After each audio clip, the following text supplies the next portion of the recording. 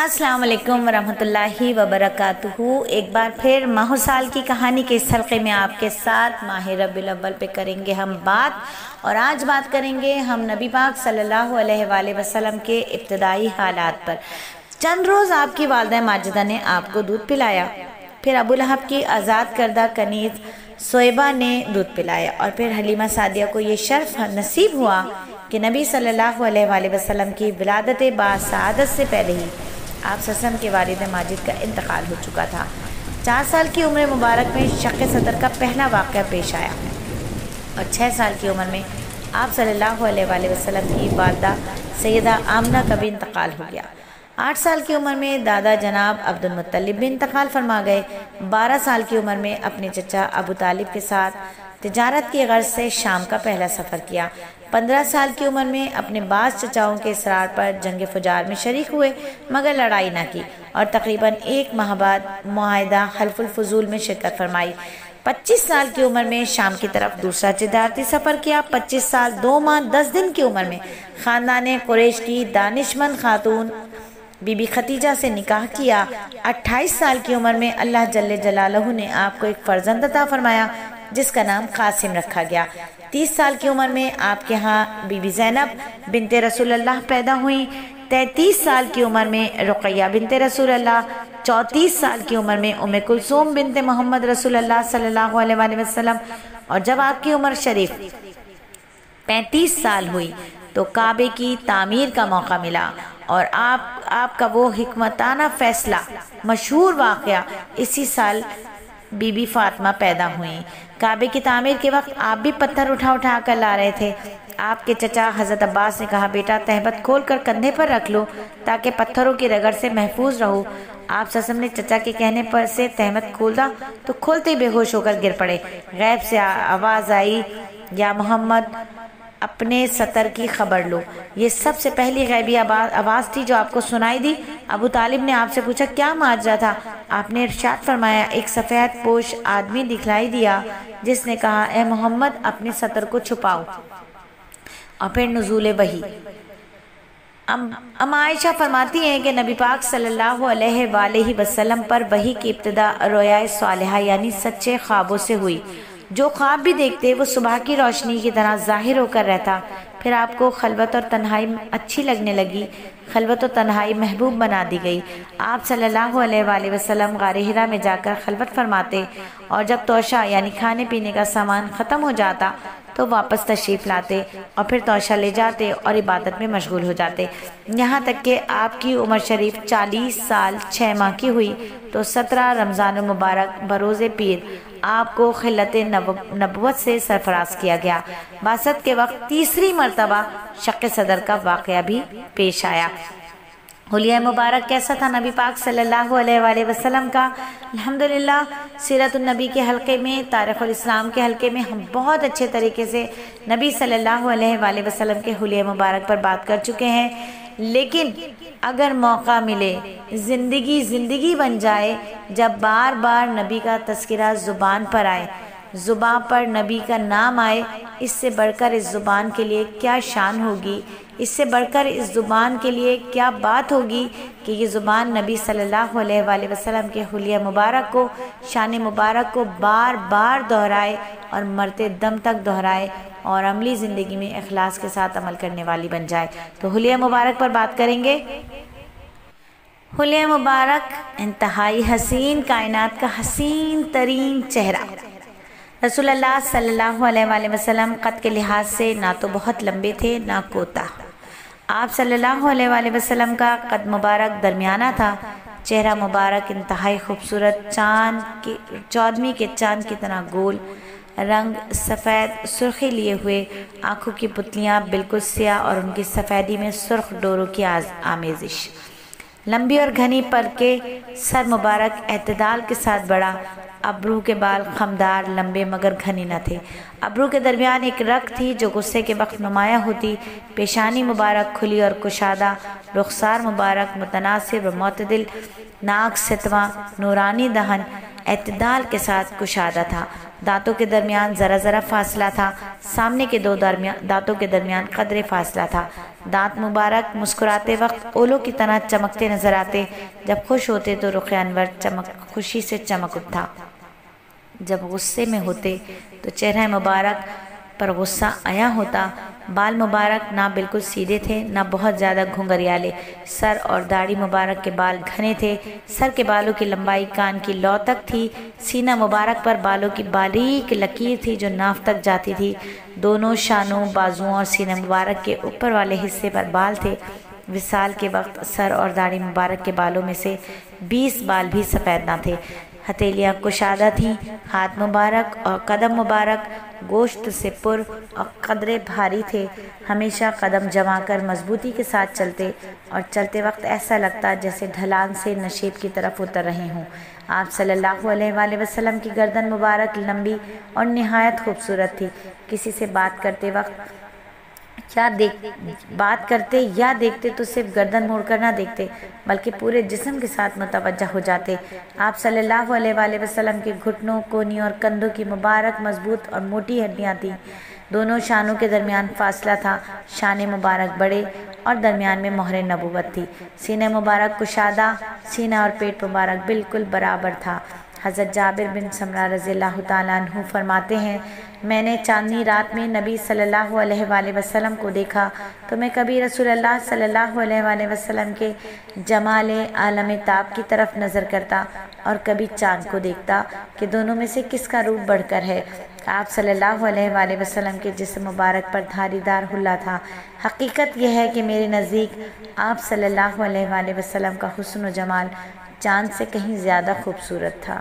حضرت ابو ہریرہ رضی اللہ تعالیٰ عنہ فرماتے ہیں، میں نے رسول اللہ صلی اللہ علیہ وآلہ وسلم سے زیادہ حسین و جمیل کوئی چیز نہیں دیکھی۔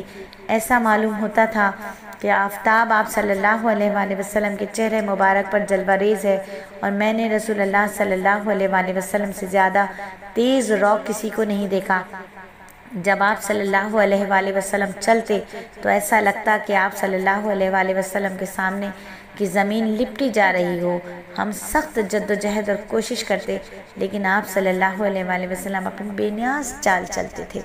یہ تھے میرے نبی صلی اللہ علیہ وآلہ وسلم، رحمت للعالمین، حسین ترین، کائنات کی حسین ترین ہستی، اور یہ وہ حسین چہرہ ہے جس کے لیے وہ واقعہ بہت مشہور ہے کہ ثمامہ جب آئے تو نبی صلی اللہ علیہ وآلہ وسلم کا چہرہ نہیں دیکھ رہے تھے، اور جب دیکھا تو پھر اس چہرے مبارک سے نگاہ ہی نہ ہٹی۔ تو جنت کیوں خوبصورت ہے؟ پوچھنے والے نے پوچھا کہ جنت کیوں خوبصورت ہے؟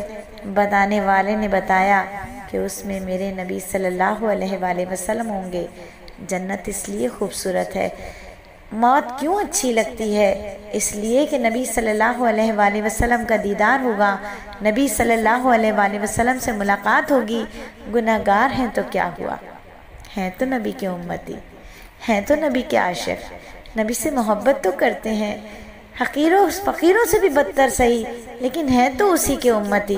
انشاءاللہ جس امتی کے اوپر اس کے ساتھ سلام پہنچے، وہ جو غائبین کو دعا دیتا رہا، وہ جنہوں نے اس کو نہیں دیکھا وہ ان کی فکر کرتا رہا، وہ میرا نبی میرا نبی میرا نبی ہے، اور میرے نبی کے حسن و جمال کا تو کہنا ہی کیا۔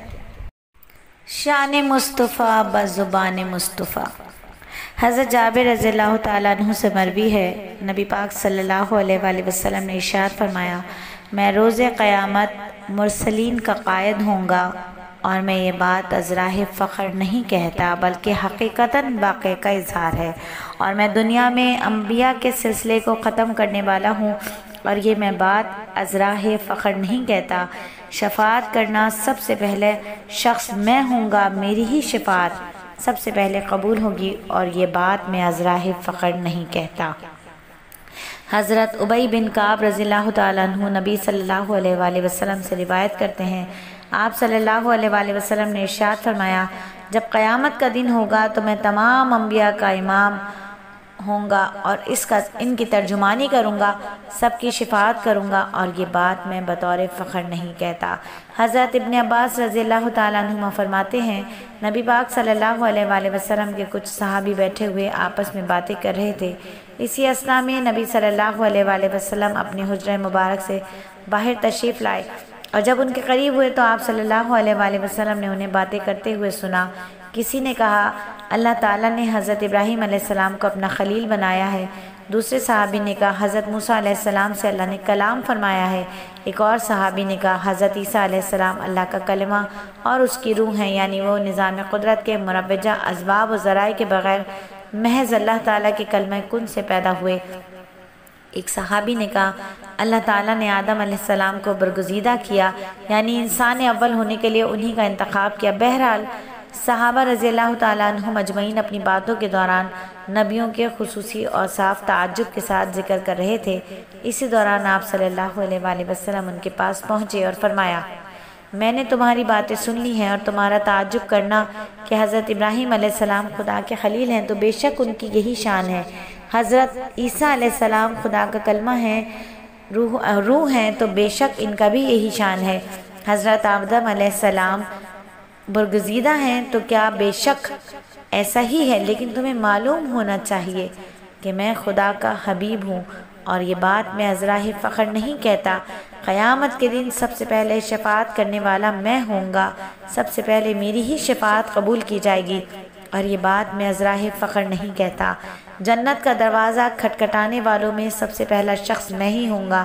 چنانچہ اللہ تعالیٰ فرشتوں کو حکم کے ذریعے جنت کا دروازہ میرے لیے کھول دیا جائے گا، اور سب سے پہلے جنت میں مجھے داخل کرے گا، جب میرے ساتھ میرے امت کے مومن فقراء ہوں گے، اور یہ بات میں بطور فخر نہیں کہتا، اور بلا شبہ اگلے پچھلے خواہ وہ انبیاء ہوں یا دوسرے لوگ، سبھی سے اللہ کے افضل اور اکرم ہوں، اور یہ بات میں ازراہ فخر نہیں کہتا۔ اخلاق نبوی کی منور کرنیں۔ حضرت انس رضی اللہ تعالیٰ عنہ فرماتے ہیں، میں نے نبی صلی اللہ علیہ وآلہ وسلم کی خدمت میں 10 سال خدمت کی۔ اس پورے عرصے میں آپ صلی اللہ علیہ وآلہ وسلم نے مجھے کبھی اف بھی نہیں کہا، اور نہ کبھی آپ صلی اللہ علیہ وآلہ وسلم نے یہ فرمایا کہ تم نے یہ کام کیوں نہیں کیا، اور یہ کام تم نے کیوں نہیں کیا، یا یہ کام تم نے کیوں کیا، یہ بھی نہیں فرمایا۔ اور اسی طرح حضرت انس رضی اللہ تعالیٰ عنہ فرماتے ہیں، رسول اللہ صلی اللہ علیہ وآلہ وسلم بہترین اخلاق کے حامل تھے۔ ایک دن آپ صلی اللہ علیہ وآلہ وسلم نے مجھے کسی کام سے کہیں بھیجا۔ میں نے کہا، اللہ کی قسم میں نہیں جاؤں گا، لیکن میرے دل میں یہی تھا کہ رسول صلی اللہ علیہ وآلہ وسلم نے جو حکم دیا ہے اس کی تعمیل کے لیے ضرور جاؤں گا۔ چنانچہ میں چل پڑا۔ بازار سے گزرا تو ایک جگہ بچے کھیل رہے تھے، میں وہاں ٹھہر گیا۔ اچانک نبی پاک صلی اللہ علیہ وآلہ وسلم وہاں آ گئے اور مجھے پیچھے سے گدی پکڑ لی میری۔ میں نے مڑ کر دیکھا، آپ کی طرف دیکھا تو آپ مسکرا رہے تھے۔ فرمانے لگے، ارے انس، تو وہاں جا رہا ہے نا جہاں میں نے تجھے بھیجا تھا؟ میں نے عرض کیا، جی ہاں یا رسول اللہ صلی اللہ علیہ وآلہ وسلم، میں اب وہاں جا رہا ہوں۔ حضرت انس رضی اللہ تعالیٰ عنہ فرماتے ہیں، ایک دن میں رسول اللہ صلی اللہ علیہ وآلہ وسلم کے ساتھ چل رہا تھا۔ اس وقت آپ صلی اللہ علیہ وآلہ وسلم کے جسم پر یمن کے شہر نجران کی بنی ہوئی دھاری دار چادر تھی، جس کے کنارے دبیز اور موٹے تھے۔ اچانک راستے میں ایک بدو نظر صلی اللہ علیہ وآلہ وسلم کو مل گیا۔ اس نے اپنی طرف متوجہ کرنے کے لیے آپ کی چادر اتنے زور سے کھینچی کہ نبی صلی اللہ علیہ وآلہ وسلم اس دیہاتی کے سینے کے قریب پہنچ گئے۔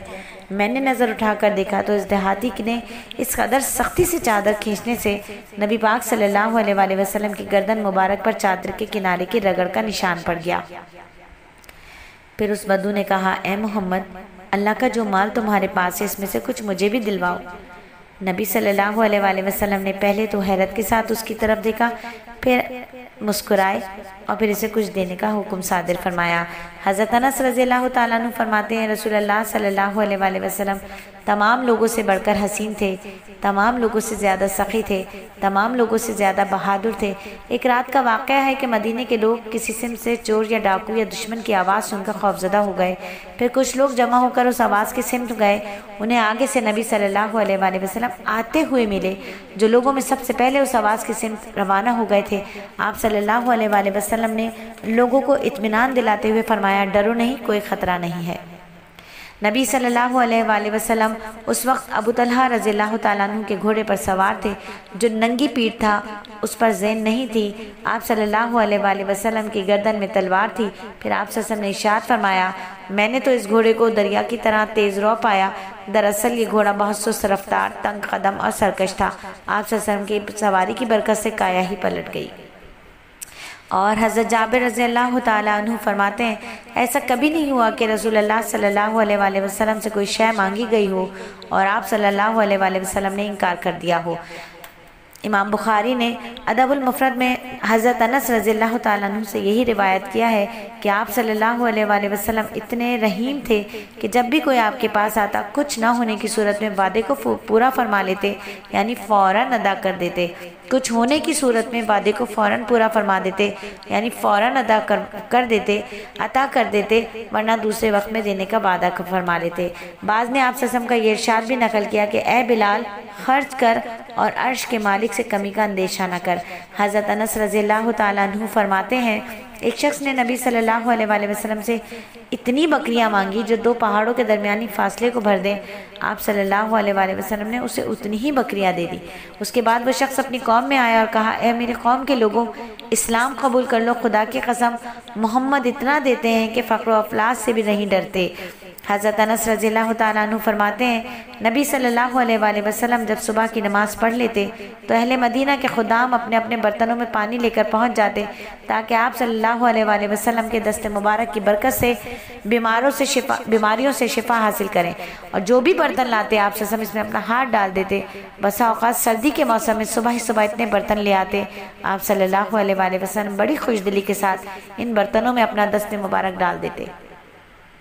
اور حضرت انس رضی اللہ تعالیٰ عنہ نے ایک مرتبہ نبی صلی اللہ علیہ وآلہ وسلم سے متعلق ارشاد فرمایا، آپ بیماروں کی عیادت کرتے، جنازوں میں شریک ہوتے، مملوک و غلام کی دعوت قبول فرما لیتے، گدھے پر بھی سواری کرتے تھے، سوار ہونے میں بھی کوئی تکلف نہیں فرماتے۔ چنانچہ غزوہ خیبر کے دن میں نے آپ صلی اللہ علیہ وآلہ وسلم کو ایک گدھے پر سوار دیکھا جس کی لگام کھجور کے پوست کی تھی۔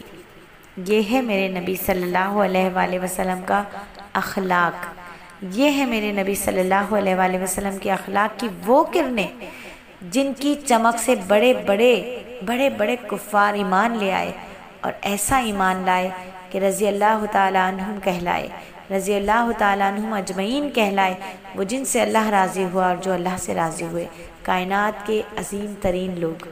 یہ ہے میرے نبی صلی اللہ علیہ وآلہ وسلم کے اخلاق۔